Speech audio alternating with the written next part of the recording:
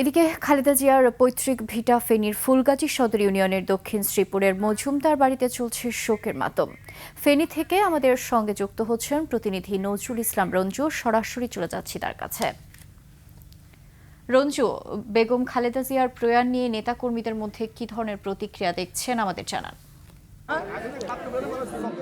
জি, আমি এই মুহূর্তে রয়েছি বিএনপি চেয়ারপারসন বেগম খালেদা জিয়ার পৈতৃক বাড়ি ফেনীর ফুলগাজীর মজুমদার বাড়িতে। এখানে খালেদা জিয়ার মৃত্যুর সংবাদ পাওয়ার পরে আসলে এই পরিবারের মধ্যে শোকের ছায়া নেমে আসে, পুরো ফেনী জুড়ে শোকের ছায়া নেমে আসে।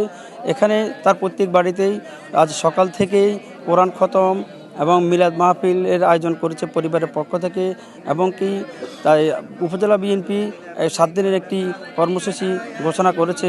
এখানে বিভিন্ন মসজিদে মন্দিরে দোয়ার প্রার্থনার ব্যবস্থা করা হয়েছে, এবং কি এখানকার যে আসলে তার বাড়ির আশেপাশের লোকজন খুবই শোকাহত মধ্যে রয়েছে খালেদা জিয়াকে হারিয়ে। তারা এখানে বেগম খালেদা জিয়াকে 5 বার ভোট দিয়ে এমপি বানিয়েছে এবং 3 বার তিনি বাংলাদেশের প্রধানমন্ত্রী নির্বাচিত হয়েছিলেন।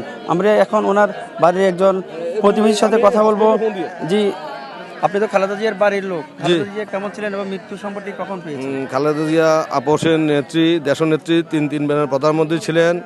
উনি খুব ভালো ছিলেন, উনি আপোষহীন ছিলেন। উনি সারা বাংলাদেশের মানুষকে এক চোখে দেখতেন। উনি এলাকায় অনেক উন্নয়ন করেছে।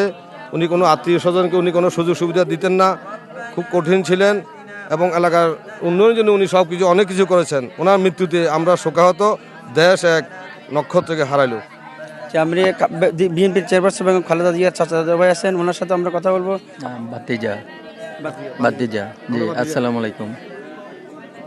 বেগম খালেদা জিয়া এই দেশের 3বারের প্রধানমন্ত্রী।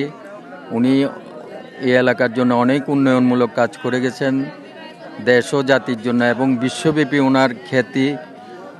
ওনার মৃত্যুতে পুরা দেশ এবং বিশ্বব্যাপী শোকের ছায়া পড়েছে।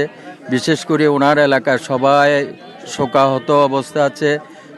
ওনার বিভিন্ন অঙ্গ সংগঠন, ছাত্রদল, যুবদল, স্বেচ্ছাসেবক দল সবাই বিভিন্ন প্রোগ্রাম করে আজ থেকে দোয়া মাহফিল, মিলাদ মাহফিল, সমস্ত ওনার জন্য দোয়া মাহফিল করে ওনার। জি, যেমনটি বলছিলেন ওনার পরিবারের লোকজন। এবং আপনাকে একটা বিষয় জানিয়ে রাখি যে জেলা থেকে বিএনপি চেয়ারপারসন বেগম খালেদা জিয়ার জানাজায় অংশগ্রহণ করার জন্য কয়েক হাজার নেতাকর্মী যাওয়ার জন্য প্রস্তুতি নিয়েছে বলে আমাদেরকে জানিয়েছেন।